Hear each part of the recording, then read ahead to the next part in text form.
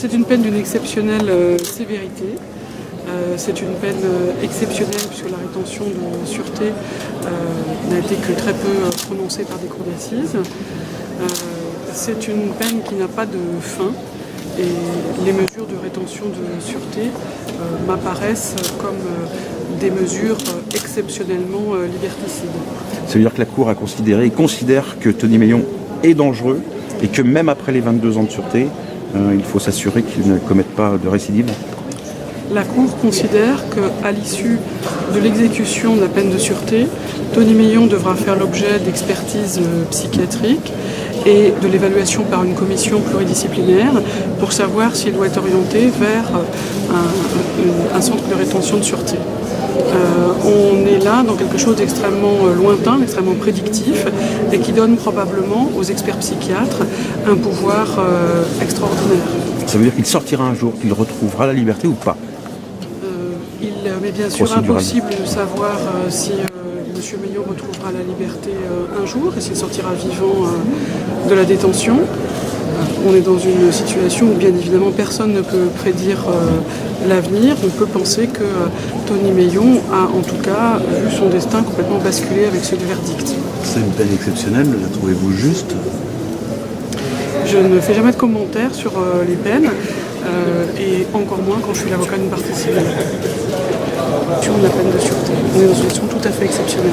Jessica se rend compte de ce qui vient de se passer? Jessica est dans une situation, je pense, d'état de choc. D'abord parce que c'était probablement insoutenable pour elle d'être en contact de Tony Meillon. Et Jessica est dans une situation de choc dans ce verdict qui termine ce procès et qui vient aussi pour elle probablement comme un coup près par rapport à la douleur qui a été la sienne à la suite des circonstances de la découverte du corps de sa sœur. Que représente cette peine? Cette peine représente probablement pour elle la fin d'une histoire judiciaire. On attend bien évidemment que le délai d'appel s'achève pour savoir si ce dossier pourra être définitivement refermé. Évidemment, les émotions de Jessica continueront qu'il y ait appel ou non. Elle se dit, il le mérite. Enfin, est-ce que il le mérite? Est-ce qu'elle a une forme de soulagement ou pas?